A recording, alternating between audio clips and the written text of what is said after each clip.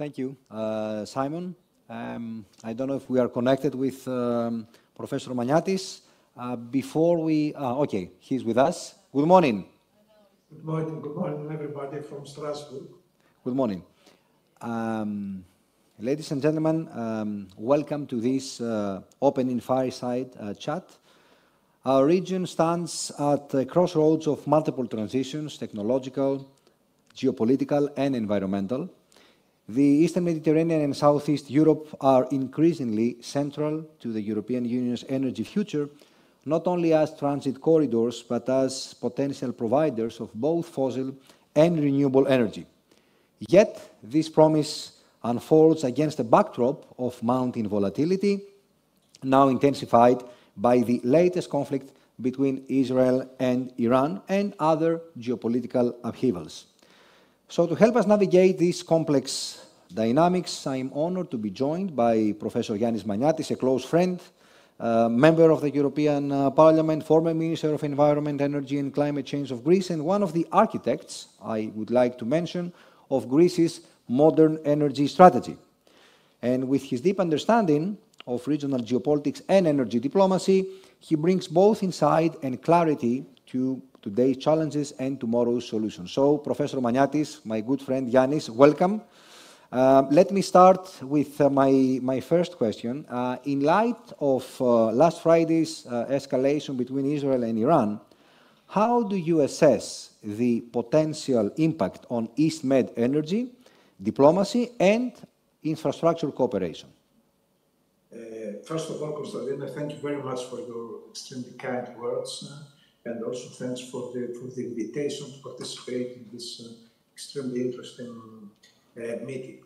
Now, in trying to answer to your question, let's have in mind that the recent geopolitical developments, and I'm talking about the war in Ukraine, war in Middle East, President Trump's tariffs, the conflict between Israel and Iran, all these send a clear message to all of us, Greece, to Mediterranean countries, and to all of Europe, that we need to downsize our energy exposure to inputs, to energy inputs, which means, in other words, that we must improve, we must accelerate our diversifications in routes and sources. We need to accelerate our green transition, and of course we need to go on with the improvement, whatever is necessary in order to have our indigenous hydrocarbons. Now, in all these situations, of course, there is the motivation for closer cooperation among the various countries of the region, and under concrete prerequisites, for example, the international law, the United Nations Conference on the Law of the Sea, the respect of national sovereignty. But in any case, I think that the long-term projects, and I'm talking about, for example, the transition of green electricity from Egypt to Greece and to the rest of Europe, or the green electricity cable, the electricity cable transporting green electricity from Saudi Arabia to Greece. All these, I think, that will not be affected. And I remember also the East Med Gas Forum, which is an international organization. On the other side, the short-term, in short-term cases, for example, on the issue of maritime trade, especially talking about tankers or LNG carriers, of course, there will be some difficulties, and in any case, there will be higher cost for all these transport modes. I think that this is the general approach. Okay, since even indirectly you brought up Greece's role, I would like to ask you, and given that, I said before, you have been one of the architects of our energy policy, Greece has long aimed to be an energy gateway for Europe. Given the shifting regional landscape and competition from other corridors and projects. How realistic is that ambition today?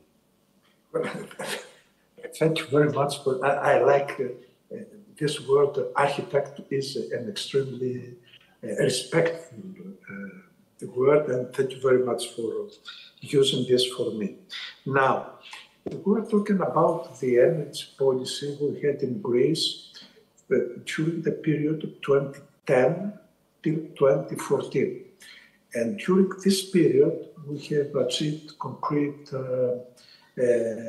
targets. For example, I can recall the Trans-Adriatic pipeline, which transports natural gas from Caspian Sea through Greece to Italy, in operation, this pipeline. The upgrade, the second upgrade of the Revithoussa LNG installation, the design and the implementation and the operation of the FSRU in Alexandroupolis, the operation of the interconnector between natural gas interconnector between Greece and Bulgaria, the improvement towards implementing the vertical corridor from Greece through Bulgaria, Romania, maybe till Ukraine. And of course, in all these issues, we should have the same speed in the coming years, which was not the case in many cases. Of course, we have also the improvement during that period of the hydrocarbon exploration production. Now, the other side is what's going on with the competition with other pipelines, and I suppose we are talking about the Turk Stream, the Russian gas coming to Europe via Turk Stream. Let me just remind that the EU policy is to phase out from the Russian gas till 2027.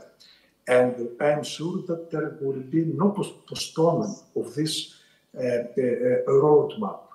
On the contrary, we are waiting for the relevant legislation coming from the European Commission in next days or maybe next weeks. On the other side, to close this issue, let me just say that Greece is well connected with all the northern, western, and eastern neighbors, and now there are some very interesting projects in connecting Greece with electricity cables with the south, and I'm talking about connecting with Egypt and Saudi Arabia. In all these cases, we need to have a strong political leadership because I think this is the key, the cornerstone in order to implement all these projects. Mm-hmm. In the past, you have expressed concerns over EU's green energy transition policy, especially regarding the pace, but also some aims that have been set. So I would like to ask you, how can Southeast Europe, especially Southeast Europe, reconcile the EU's green energy targets with the renewed importance of natural gas as a transition fuel amid regional stability? Well, thank you very much, Konstantinos, for this question, because I am one of those who kept saying all these years that we will need natural gas for the coming many years. I could say for the next 2 or 3 decades. Because to be clear, we need base load in electricity. And base load will come either from lignite or from nuclear or from natural gas. There are no other alternative since till now we have no upgraded grids for transmission and transportation, and we have no cheap storage capacity. So it is not a renewed importance of natural gas, it's the reality. And this reality will be useful say it to prime ministers, because I remember that back in 2021, the Greek prime minister in the United Nations Assembly has told that this natural gas, is a thing of the past. And of course, I think it is not a reality. Now, we need, what I think that we need to do, we need to have higher degrees of market surveillance, and we need to have many more interconnections between the various member states. If we have concrete surveillance on the markets and projects on connecting the national grids between among the various member states, I think that things will be better. For example, it is not to blame natural gas for the different prices in southeastern Europe in comparison with the prices, the electricity prices in the rest of Europe. It's the way the market is working. And to be frank, I don't see so much appetite from the European Commission to change the model that the electricity is working. And I would like to see much more appetite to see where there are some mistakes and what we should correct. I think that this is a key point in order to have better conditions in our electricity markets, in order at the end of the day to have lower prices for our industries and for our households. Okay, for the next 3-something minutes, I'm going to test your efficiency in providing short answers to not necessarily long questions, but still very challenging. So the first one... Not to be any more professor, thank you. to remember that here in the European Parliament, we have only 1 minute to say... You're used to it, you're very experienced. Okay. So, the first of the two questions. Are we investing fast and wisely enough in critical infrastructure, that is in the connectors, LNG terminals, pipelines, to withstand the next, the geopolitical shock? Well, I think, of course, we need to go faster and in a more wise way. But in any case, whatever we do, we are not, we will be never totally protected. What we can achieve is to have higher security of supply. And of course, we need to give more attention, to pay more attention to critical raw materials, to accelerate in our green transition, at the end of the day, to go on with our doctrine, which is strategic autonomy and improvement of our resilience.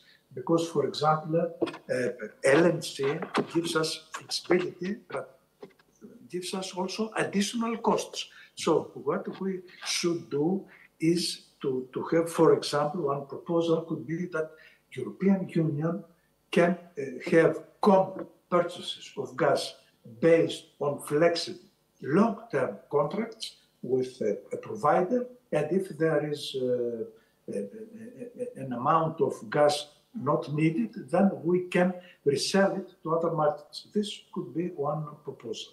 Okay, great. And last question, looking ahead, can shared energy interests, you implied it before in a way, but I want you to be more direct. Can shared energy interest in Eastern Mediterranean still serve as a platform for regional dialogue, even among adversaries? And what role should Greece play in facilitating that? Well, you see, after 2010, Greece has worked hard to develop strong relations in the Eastern Mediterranean.